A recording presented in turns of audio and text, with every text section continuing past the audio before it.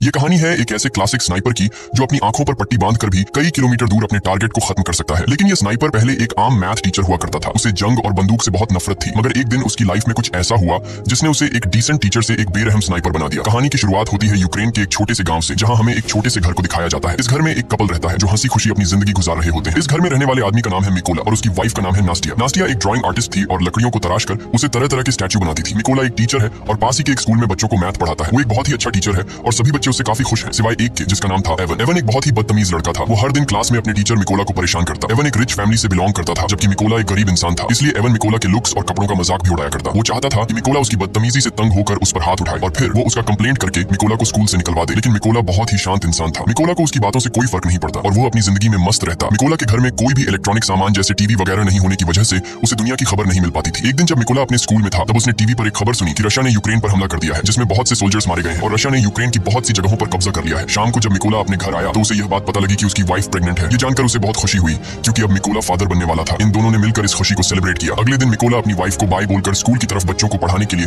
अपनी साइकिल पर निकल पड़ा। लेकिन जब वो रास्ते में था तब उसने दो सोल्जर्स को देखा जो सिगरेट जलाकर एक अलग सी वर्दी पहनकर खड़े थे। वो वर्दी किसी यूक्रेनियन सोल्जर्स की बिल्कुल भी नहीं थी, जिससे देखकर उसे कुछ अजीब लगा। लेकिन मिकोला ने सोचा कि शायद सरकार ने सोल्जर्स की वर्दी को चेंज कर दी हो, इसीलिए मिकोला ने उस पर ज्यादा ध्यान नहीं दिया और जल्दी से अपने स्कूल पहुंचा। लेकिन जब वो स्कूल के अंदर आया तो उसने देखा कि पूरा का पूरा स्कूल खाली पड़ा है। कोई एक बच्चा भी स्कूल में नहीं आया। ये देखकर उसे गड़बड़ महसूस हुई। तभी उसने टीवी पर न्यूज देखा जिसमें बताया जा रहा था कि रशिया के सोल्जर्स यूक्रेन पर कब्जा करने के लिए यूक्रेन में घुस चुके हैं। और अब उसे एहसास हुआ कि उसने रास्ते में जो सोल्जर्स देखे थे वो असल में रशिया के थे। ये सोचकर उसे अपनी वाइफ की फिक्र हुई, क्योंकि उसकी वाइफ घर पर अकेली थी। वो फौरन अपनी साइकिल पर बैठकर घर की तरफ भागा, लेकिन अब बहुत देर हो चुकी थी। जब मिकोला घर पहुंचा तो उसने देखा कि वे दो सोल्जर्स उसकी वाइफ को बुरी तरह से पीट रहे थे। मिकोला ने अपनी वाइफ को बचाने की कोशिश की, लेकिन उन सिपाहियों ने उसकी भी धुनाई कर दी। मिकोला ने उनसे रिक्वेस्ट की कि प्लीज मेरी वाइफ को मत मारो, वो प्रेग्नेंट है। लेकिन सोल्जर्स ने उनकी एक नहीं सुनी और उन दोनों को पीटते गए। थोड़ी देर बाद एक रशियन सोल्जर ने मिकोला के घर की तलाशी ली और जब उसे अंदर कुछ भी काम का नहीं मिला तो उसने गुस्से में आकर मिकोला के घर को आग लगा दी और वहां से जाने लगे। अब अपने घर को जलता देख नास्टिया गुस्से से लाल हो गई और एक पत्थर उठाकर उन रशियन सोल्जर्स को मारने लगी। ये देखकर एक सिपाही ने गोली चला दी और नास्टिया की मौके पर ही मौत हो गई। मिकोला अपनी वाइफ को मरता देखकर उसके पैरों तले जमीन खिसक जाती है। वो अपनी वाइफ के पास जाता है और उसे गोद में लेकर फूट फूट कर रोने लगता है। ऐसे ही कुछ घंटे बीतने के बाद दो यूक्रेनियन सोल्जर्स मिकोला के पास आए। मिकोला की वाइफ को मरा हुआ देखकर उन दोनों सोल्जर्स को बहुत अफसोस होता है और मिकोला के कंधे पर हाथ रखकर उसे हिम्मत न हारने को कहते हैं। उसके बाद उन दो सोल्जर्स ने मिकोला की वाइफ के लिए कब्र खोदना शुरू किया और एक कब्र खोदकर मिकोला से कहते हैं कि तुम यहाँ पर अपनी वाइफ को दफना दो। अपनी वाइफ की मौत के बाद मिकोला पूरी तरह से टूट चुका था। अब वो बिल्कुल अकेला रह चुका था। उन रशियन सोल्जर्स ने न सिर्फ उसकी वाइफ को मार डाला